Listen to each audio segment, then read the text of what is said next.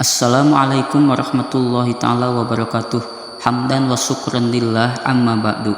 Sahabat channel Jalur Langit yang dirahmati Allah subhanahu wa ta'ala, semoga senantiasa kita selalu ada dalam lindungan Allah subhanahu wa ta'ala dan dimudahkan segala urusannya oleh Allah subhanahu wa ta'ala. Amin ya Allah ya rabbal alamin. Sahabat yang dirahmati Allah subhanahu wa ta'ala, salat memang wajib dilakukan bagi agama Islam. Dalam sebuah hadis Rasulullah SAW bersabda, sesungguhnya pertama kali yang dihisab, ditanya dan diminta pertanggungjawaban dari segenap amalan seseorang hamba di hari kiamat kelak adalah salatnya. Bila salatnya baik maka beruntunglah ia, dan bila mana salatnya rusak sungguh kerugian menimpanya. Untuk itu sangat penting bagi kita untuk selalu mendirikan salat. Namun di zaman yang sudah modern seperti sekarang ini, tampaknya banyak orang yang sudah mulai memandang remeh salat.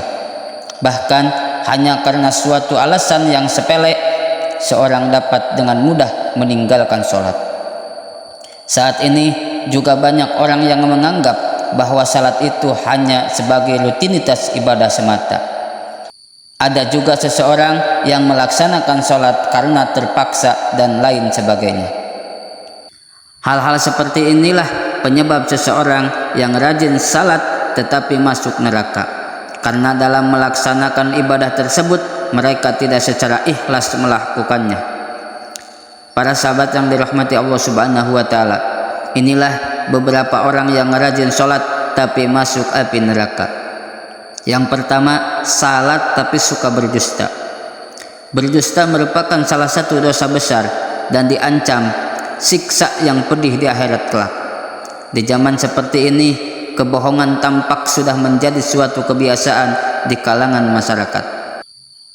Padahal sekecil apapun sebuah kebohongan akan tetapi dianggap sebagai dosa besar. Meskipun ada seseorang yang rajin salat dan beribadah, namun apabila lisannya suka berbohong, maka salat dan ibadahnya akan sia-sia semata.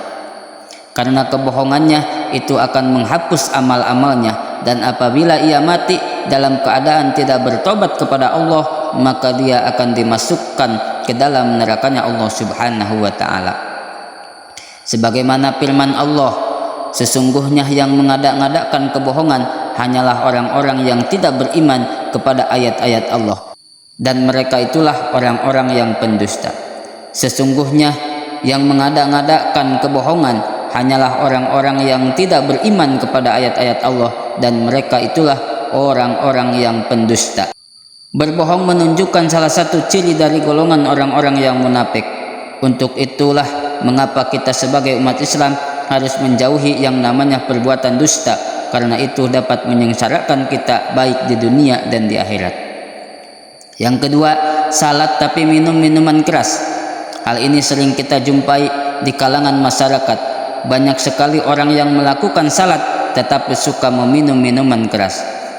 Inilah akibatnya apabila menganggap salat hanya sebagai sebuah rutinitas semata, sehingga dalam melaksanakan tidak dibarengi dengan hati yang ikhlas. Minuman keras adalah segala jenis minuman yang memabukkan, dan minuman semacam ini sangat dilarang oleh agama Islam. Kebanyakan orang yang salat belum tentu bisa terhindar dari minuman keras atau khamar. Rasulullah SAW sendiri mengatakan bahwa setiap minuman keras adalah induk dari segala macam kejahatan. Bahkan Rasulullah SAW juga melarang setiap muslim untuk mendekati khamar, apalagi meminumnya. Baik sedikit atau banyak khamar adalah barang haram yang tidak boleh diminum oleh orang yang beragama Islam. Rasulullah SAW juga melaknat orang-orang yang berhubungan dengan minuman keras. Untuk itu, sebagai umat Islam wajib hukumnya untuk menghindari khamar dan menjauhinya. Dan segeralah bertobat apabila pernah meminumnya, karena meskipun salatnya rajin, tapi apabila suka meminum khamar, maka neraka akan menjadi tempat kembalinya. Yang ketiga, salat tapi percaya dukun. Orang yang salat tetapi ia percaya dengan dukun atau tukang ramal, adalah salah satu orang yang dapat dikatakan salat tetapi ia masuk neraka. Seperti kita ketahui, dukun adalah orang yang mengaku bahwa dirinya mengetahui perkara-perkara gaib dan tersembunyi. Dalam hadis riwayat Imam Muslim, orang yang percaya kepada dukun maka salatnya tidak akan diterima selama 40 hari. Selain itu, percaya dengan dukun adalah termasuk dalam kategori dosa besar, karena hanya Allah sajalah yang maha mengetahui segala sesuatu.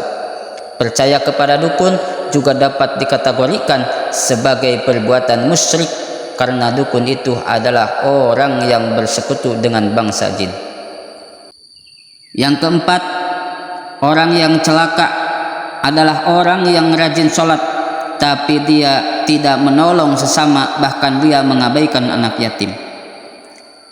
Maka orang yang salat tetapi tidak mau menolong orang miskin, mengabaikan anak yatim dengan enggak menolong sesama adalah termasuk dalam orang-orang yang celaka. Sehingga sekalipun ia ahli ibadah, maka ia juga dapat masuk ke neraka karena ia menyia-nyiakan anak yatim. Sahabat yang dirahmati Allah Subhanahu wa taala, mungkin itu saja yang bisa saya sampaikan. Semoga bermanfaat. Wabillahi taufiq wal hidayah. Wassalamualaikum warahmatullahi taala wabarakatuh.